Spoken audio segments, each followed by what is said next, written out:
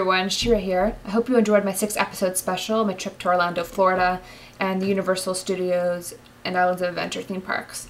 If you missed them, there's no reason why you can't watch them now. They can be viewed by following the links around me, or you can go to my YouTube channel page, youtube.com/serious. That's youtube.com/SERI0US. And as you've already witnessed, from my experience, having your school on the opposite side of the world while you are on vacation can be very complicated. And this time, I'm not talking about my problems I'm having with my credits, which I've discussed in episodes 12 and 13. Today, I randomly decided to check my bank account balance in my bank account in Israel. And I found out that I am officially in the red.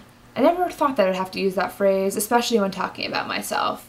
My immediate reaction was, WTH? When I left Israel, I purposely left enough money to cover the 500 shekel advance for the dorms and the 50 shekel that I owe the school for photocopying. But as you can see here, the school has randomly withdrawn 2,200 shekel for no apparent reason. One would assume that the answer to such a question could be found on my online school account. It's not. No transaction is noted there since the end of April, and all this money was withdrawn from my bank account at the beginning of August. So you can see the issue here. So now it is about 1 o'clock in the morning. I want to call the cheshbonot, the accounts office, at 3, because their office hours are 10 to 12 in the morning Israel time, which is 3 to 5 Toronto time. Hopefully I can convince them to return the money to my account and let me pay by credit card or something, because it's a really bad thing to have negative money in your bank account, especially when you're halfway across the world and can't really do anything about it. So that was thoroughly unsuccessful. The lady who I spoke to on the phone was being deliberately unhelpful. Just kept telling me, nope, can't do that, nope, can't do that. All the suggestions I made, such as refunding me the 2,200 shekel and I'd get that money taken care of by visa within the coming week. Nope, can't do that.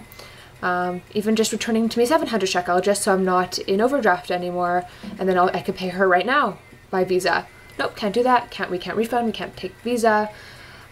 Which I knew was a lie, because first of all, they can totally refund money back to your account because they've done it a few times this year. If you look at my bank statements, you would see that every single month when the school would take out the next installment of tuition, they'd withdraw a certain amount of money and then later on in the month return a part of it, as if they took out a pile of money, realized that they took out too much and refunded the change.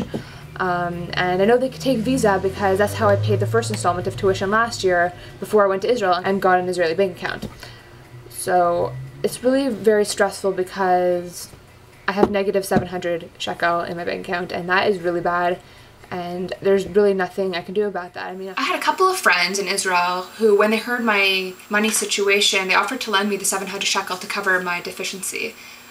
But I couldn't do that. 700 shekel is about $250, and you know, it's a lot of money to borrow from somebody for the 2 months until I can pay them back. It's about 2.5, 3 weeks after I first discovered that my school had taken out too much money from my bank account. And then a miracle happened.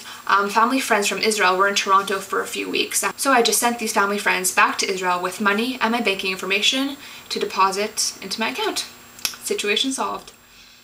As to conclude this special Israel and Aliyah update, I have not yet booked a flight back to Israel. The Jewish agency requires 2 more documents from me, which they will use to prove that even though I was in Israel for more than 18 months over the last 3 years, it was for good reason. These documents are, 1, a letter from Mechala saying that I went to Mechala for a year to study, and then also a copy of my transcripts from Mechon Tal.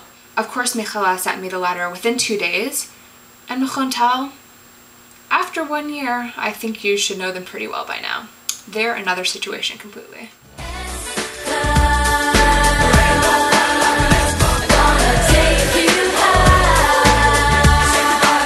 See that coming out of my window? That's not sun. That's clouds and cold. And one of the reasons I'm really, really missing Israel right now.